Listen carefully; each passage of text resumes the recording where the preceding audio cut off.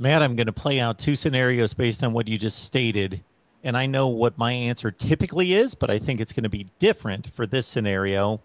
Let's say USC goes to the playoff and they just blow everyone's minds, or at least outside of the USC camp, to say, you know, we go from 4-8 to a playoff, but the playoff result is really embarrassing. Let's say it's a 44-7 game against Alabama versus that 10-2 result, win a Pac-12 championship, go to the Rose Bowl, pull off an upset, or win a Rose Bowl game, finish 11-2, top 6, 7 in the country. It's a good look. It's a feel good going into the offseason. Do you think it really matters, that narrative going into 2023?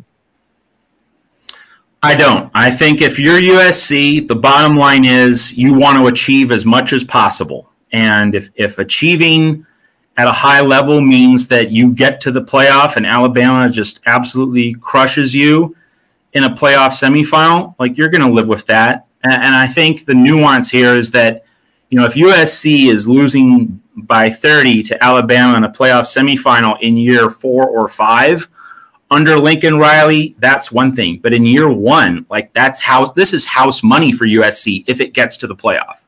Like, no one will predict USC to beat Alabama or Ohio State in a playoff semifinal this year, just because of the roster concerns, just because of the inherent limitations that Lincoln Riley inherited from Clay Helton.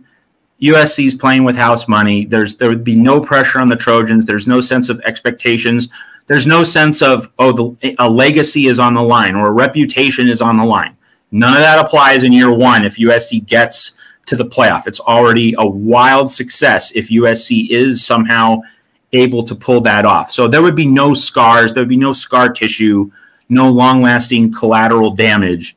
What it would do, it would certainly set the bar high. It would certainly show USC just how far away it still is from being able to win a national championship. But again, that would be a concern if it's happening well into Lincoln Riley's tenure. Definitely not in year 1. The timing definitely matters there in terms of shaping public and national perception.